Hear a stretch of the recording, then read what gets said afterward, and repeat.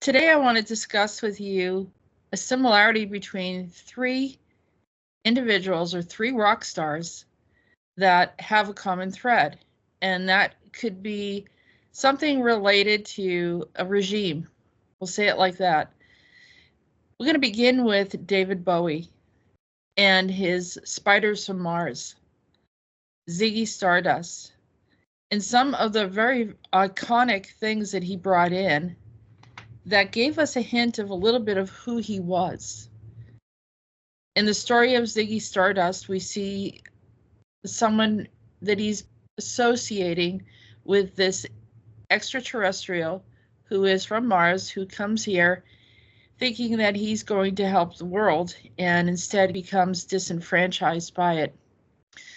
Another piece to this is that this iconic sign that is on his album, which says K West, which many believe was a prophetic view of Kanye West to come, and or affiliation or association with possibly the same group. So we have this extraterrestrial or idea of this regime, this NAZI regime that exists as a break-off reality, living in space, living on the moon, living on Mars. There's multiple different movies or ideas that have come out of this. But no one really looked at the rock stars. Not until recently, when we started seeing Kanye West walking around wearing a t-shirt. But yet they actually did. They came out, and I'm going to show you some of the content that exists. And this has become a counterculture for a very long time. And I'll explain why towards the end. Okay, so we're going to briefly cover this. This is an article from Rolling Stones. And this is in October 2017, Kanye West and David Bowie, music's most what WTF conspiracy theories explained. Is Kanye West really the starman that David Bowie prophesied in 1972? I don't think he was the one that he was prophesied. I think he was talking about himself. However, I think he did, there was a link between them that this was to come. So Kanye West wasn't wrong to appoint himself Yeezus back in 2013, but according to the music conspiracy theorists, his destiny was to become one of the most innovative, controversial figures that was determined long ago, say back in 1972, exactly 5 years before he was even born. That was the year when the late David Bowie released this seminal rock opera album, The Rise and Fall of Ziggy Stardust and the Spiders from Mars. His fifth studio album and the springboard for Bowie's alter ego, Ziggy Stardust. He was with flaming red hair and not so earthly origins on a 2007 Blogspot site, self-described as the official blog for the Kanye West David Bowie conspiracy. And I guess one fan made a case to it. And anyhow, the breakdown goes like this. The cover of Bowie's 1972 album features an image of the rock star posting jauntily in a dark London street, surrounded by cardboard boxes and damp concrete.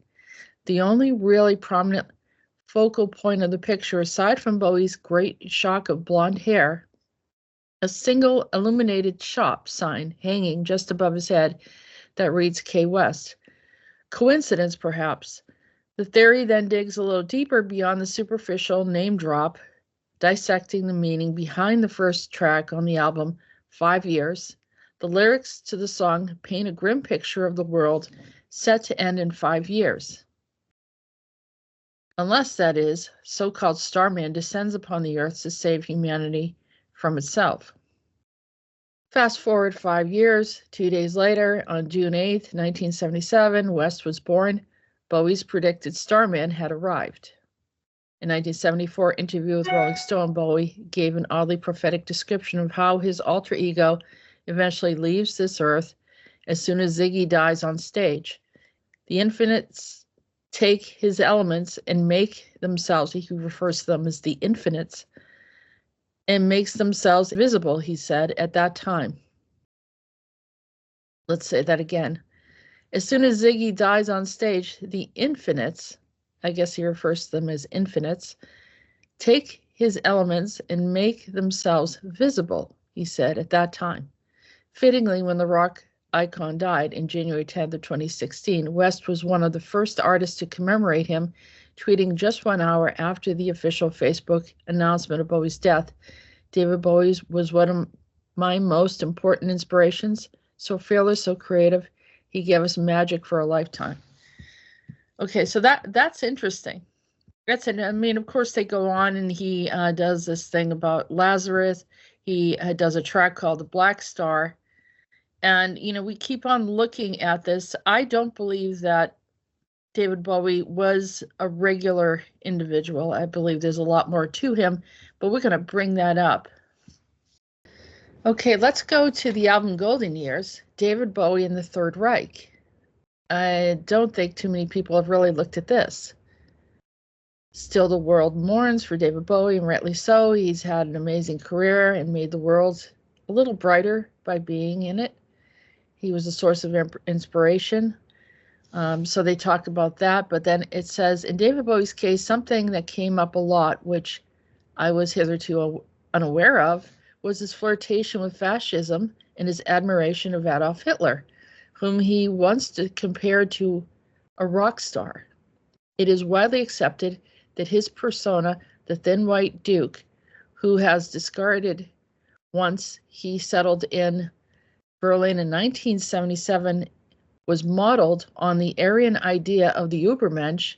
In fact, he himself described the character as a very Aryan fascist type and would be romantic with absolutely no emotion at all. And it is a delicate subject. There are those who contribute the remarks Bowie made with Hitler to cocaine psychosis and extreme misjudgment, saying that the media exaggerated and willfully misunderstood them. Others are not so quick to forgive Bowie and accuse him of having been a Nazi sympathizer and a white supremacist. And what I want to do in this essay is to merely explain why he was seen as such. In no way I defend his ideologies just because I like his music. Well, this is what they're saying. This is written by, I believe it's called Medium. Person's name is Jantine. So let's get a little deeper into this. In 1975 interview, Bowie proclaimed that rock and roll was dead and in need of a dictator. One leading figure to revive rock and roll from the ashes, just like the galvanization that happened in the early 1960s. This wasn't the first time he'd mentioned fascism in connection to his music.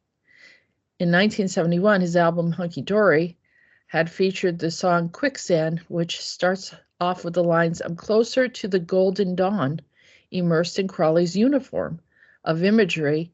I'm living in a silent film, portraying Himmler's sacred realm of dream reality.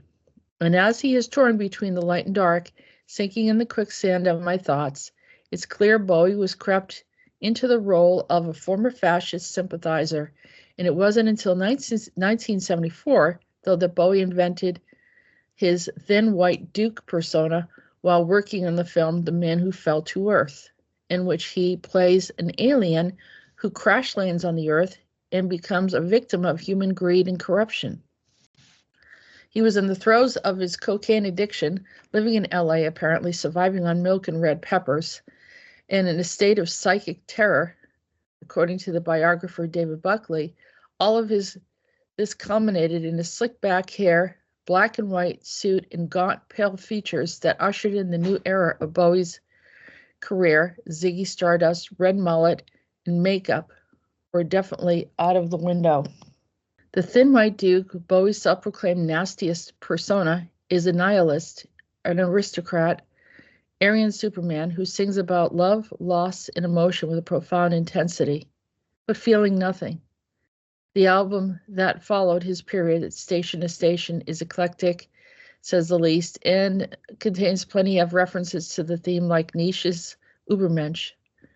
I'm ready to shape the scheme of things in mysticism, Here are we, one magical moment from Kether to Malkuth, as well as making the frequent mentions of demons, and could we take his lyrics from the funky golden years to refer to the 1,000-year Nazi Empire? I'll stick with you, baby, for 1,000 years. Nothing's going to touch you in these golden years. While touring from station to station, Bowie's admiration for Nazism became apparent.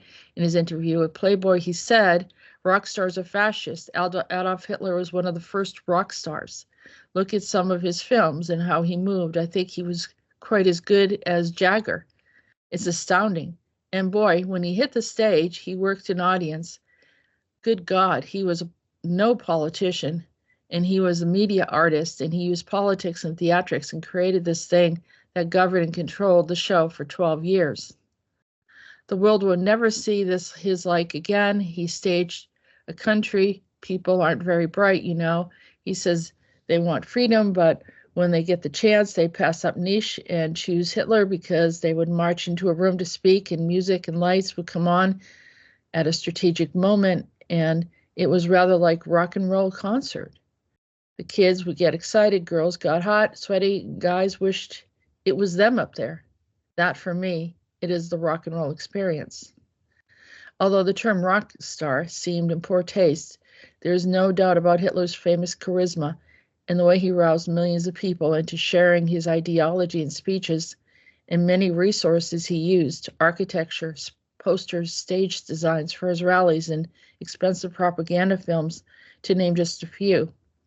To give himself a cult status, the adoration from the fans, most women he enjoyed, of course. Hitler also greatly benefited from the technological advancements, mainly the radio and the propaganda carnival headed by Joseph Goebbels.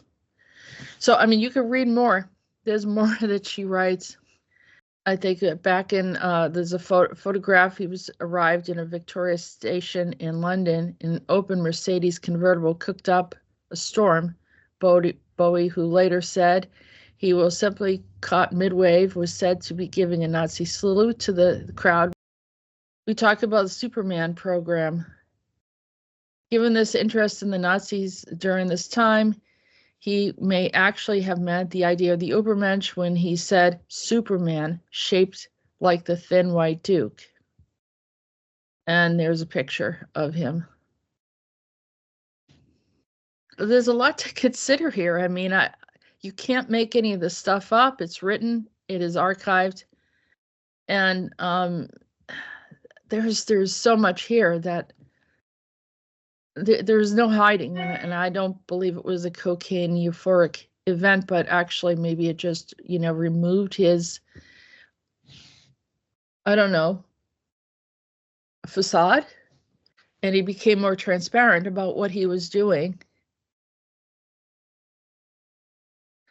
And then they go deeper into some of the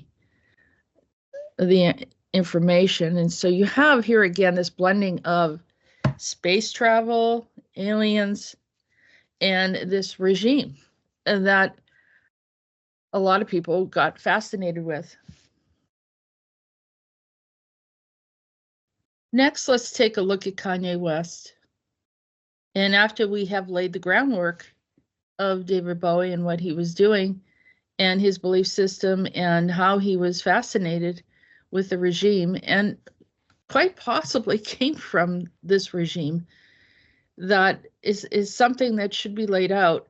We're going to take a look at Kanye right now. This is Ye selling t-shirts bearing a swastika on his website after a local Super Bowl ad. And we also know that swastika is a very, very old symbol dating back to ancient India and some of our earliest civilizations. Every single one of them have a symbol similar to that. The only difference is that it has a slight shift to the left, so it is no longer perpendicular up, straight up and down, which is in like a retrograde mode. He's selling these shirts, I guess, on Shopify for $20. And obviously he's rebelling the music industry, and some of the different things that, you know, he feels that he was faulted. Or is this actually because of his, you know, a deeper affiliation? I think he was upset with Hollywood and maybe the way that, and there's been a lot of hate speech. And is he actually a Nazi, or is he angry at people or a group of people or Jewish people just because, and then he thinks this is contrary to them. So this is his way of trying to get back at them. It's not really clear. It doesn't seem like he has any strong alliance other than maybe anger for money and deals that went wrong. And so I started to sort of dismiss this and say, well, you know, he's reacting, he's lashing out. And this was the one way to hurt them in his mind. But then I started to look at something deeper. His girlfriend, Bianca Censori. And I started looking at her, and that's when it started to click. So she says very little verbally. I mean, the deal was she doesn't talk at all. She's voiceless, but yet she says so much by her actions and is letting everyone know essentially who she is. And you might say, well, who is she? And this is where I started to actually see the Nazi connection, is when I looked at Bianca. So we're taking a look at Bianca Censori. And immediately you can see this connection to the vril, or the typical posture of the vril, what they're noted for. And I have a deep interest in this, particularly because around 2012, 2013, I was doing a regression, and I literally, unexpected, just the way it happens when you're deep in a regression, the subconscious mind opens up, and here I am actually standing in front of Hitler and starting to try to, with a lot of confusion, trying to figure out what I was doing there, until I started looking around and realizing that I was actually one of the psychics that he relied upon. And later discovery, I found out that I was Sigrun. So I also saw and recalled many conversations with Maria Orsic, who I worked very closely with. And by the way, that's the picture that they show. That's a very famous picture. Is not what she looked like. But we're going to return back to this. So because of this connection that I have, but clearly it's a past life. And you cannot blame people for a lifetime that they had, because they were in a situation and they were making decisions according to whatever life handed them at that time. And in this situation, I was asked to perform a psychic obligation to this group referred to as the vril, and which I did. I provided information. I did not create the scenario. I was not in the war per se. I was not a soldier. I was trying to see things not related to anything that was of any race of people, but actually I was looking towards space. I know some people have a problem with me because of this. I can apologize, or I cannot apologize, because a lot of those people that are in past lives, you go through different scenarios. Or sometimes you're the good person, sometimes you're the bad person, because you're in a process of learning. Anyhow, the short of the story is Bianca Censori was recognizable to me, and clearly there can't be a greater emphasis of the fact that she's walking around naked, throughout the world in places where anyone else in the world would be arrested for indecent exposure. And yet she's getting away with it, which seems extremely unnatural. And yes, you could say, well, she looks good. Maybe they take exception to that. A government is a government. And even, as much as they like or dislike something, they have certain laws that need to be upheld. And this can be taken as extreme disrespect to any nation because they're family, there's children, there's families involved, and it's just inappropriate for the public. But she got away with it. And like I said, she became further recognizable to me. For those of you that are offended by these images, I apologize, but sometimes we need to look at things that we don't want to look at, or we do want to, maybe someone wants to look at it, but I'll show you an example. So this is who I was. I don't look identical to that. I mean, it was me, but sometimes you change, but there is a slight resemblance. But the one that I started focusing on was Trouta. And we actually were traveling through Norway and we had problems there. I remember at an Airbnb, we looked up on the wall and there was a picture and it was Trouta, and I knew it right away. And so I could see that she really wasn't that far away, but I didn't see her right away for whatever reason until I started thinking about what she was doing, how she was getting away with it, and then, of course, the situation with Kanye and his political leanings towards this regime. So let's just keep an eye on Trouta. There's me. It says Maria Orsic. I just wanted to point out that she almost looks like me here, which doesn't make any sense at all, and doesn't look anything like the other picture. That's one example I have. I think there may be one or two others as well. So there she is, this Trouta. And for me, it became very clear that I don't know how this happened. I am not sure that she was just incarnated. A lot of things don't seem as they are anymore. I mean, we do have non-humans walking around. I'm not just talking about ETs, but there's also robots and androids that are extremely advanced and are throwing people off. But I'm not sure that's what I was trying to point out, but I want you to notice the gaze. The gaze is very similar, facial structures similar, and posture.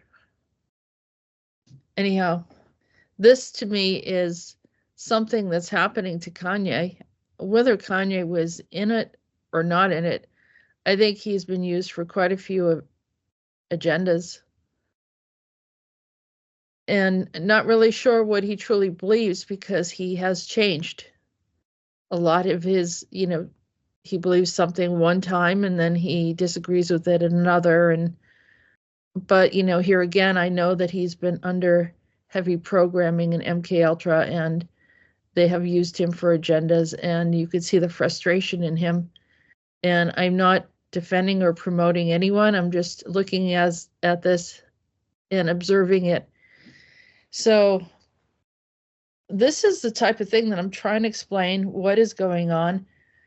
There is a deeper agenda that's happening.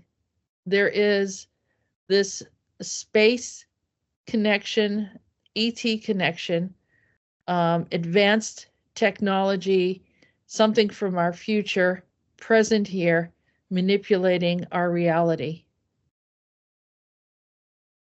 And you can see what type of regime this is. So enough said. Bianca Censori, I believe that you are Trouta, and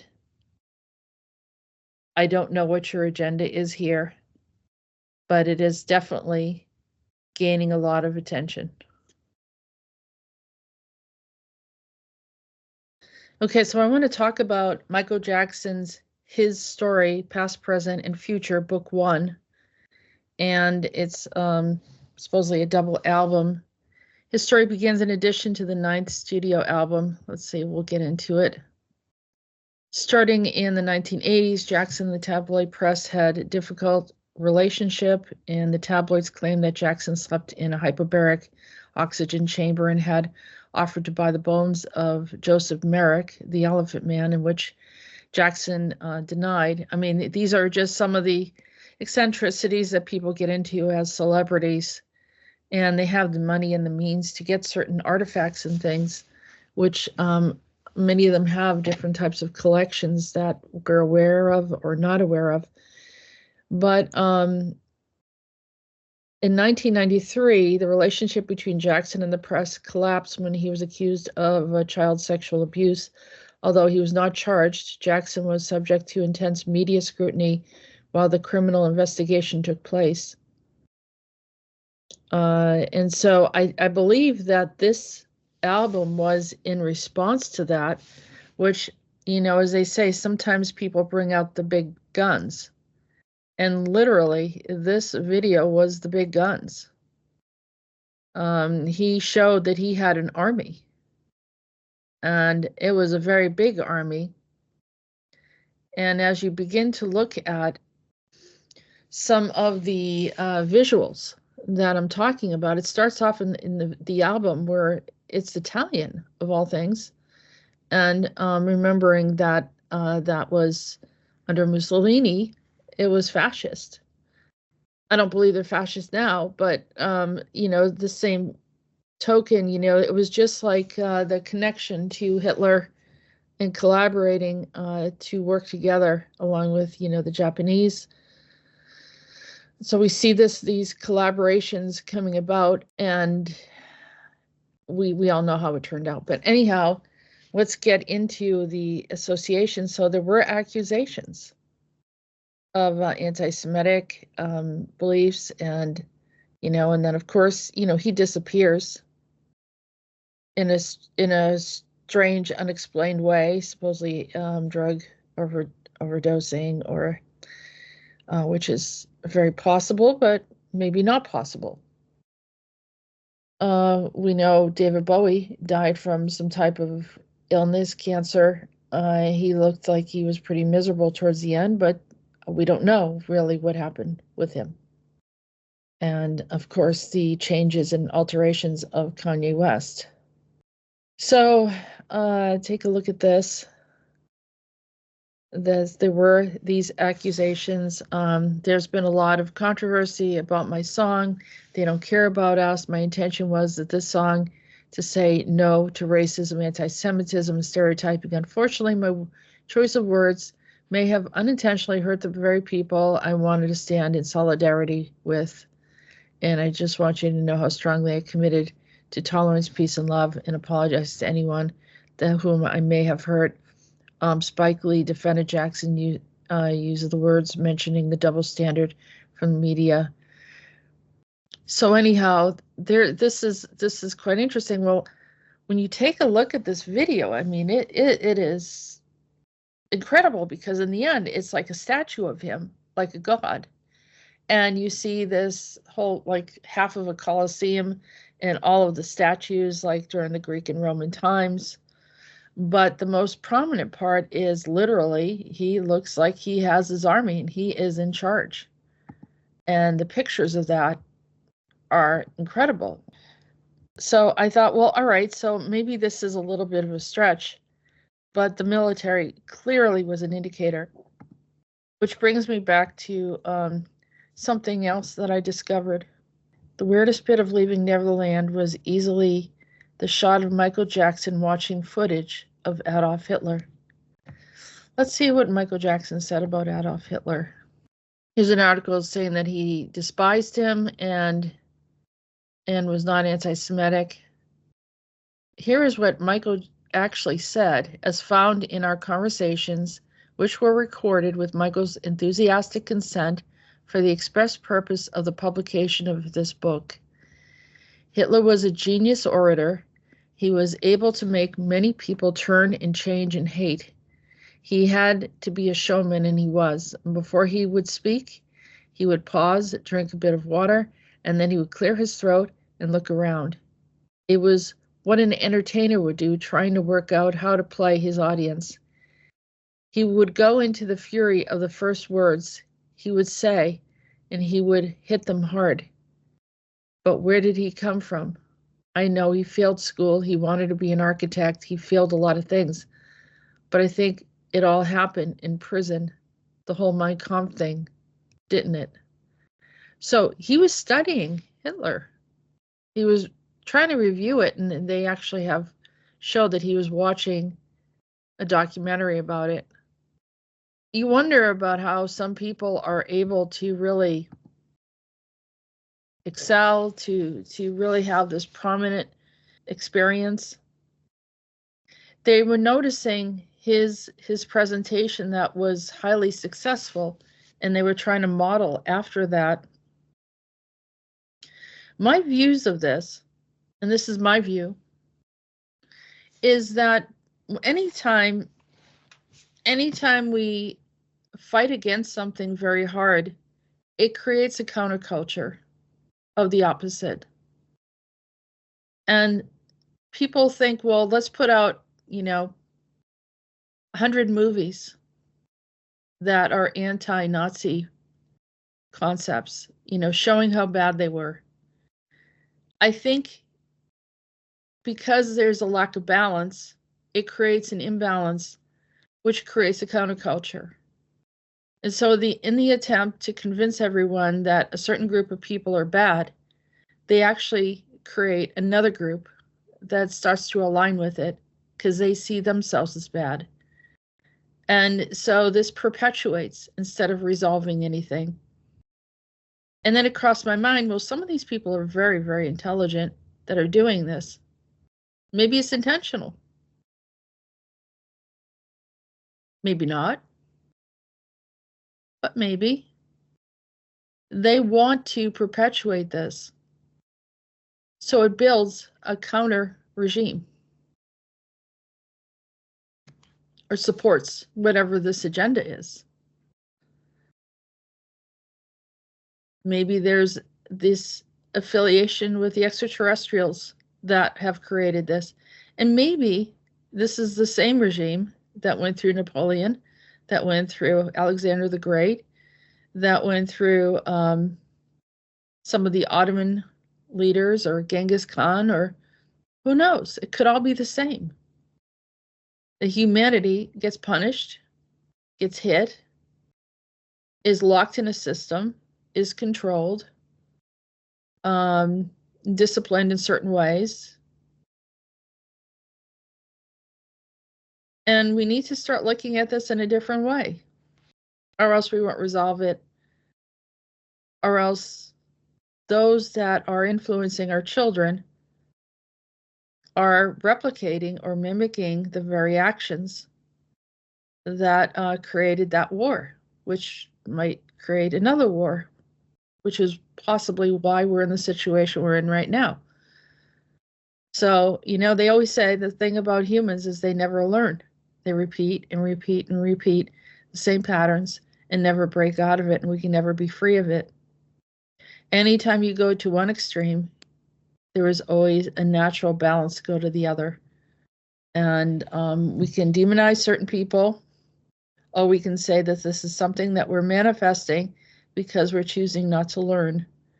And I'm not I'm not against any group of people. I think it's bad to accuse the common person that never had a choice, say those that live in those nations, such as Germany, Italy, Japan, whatever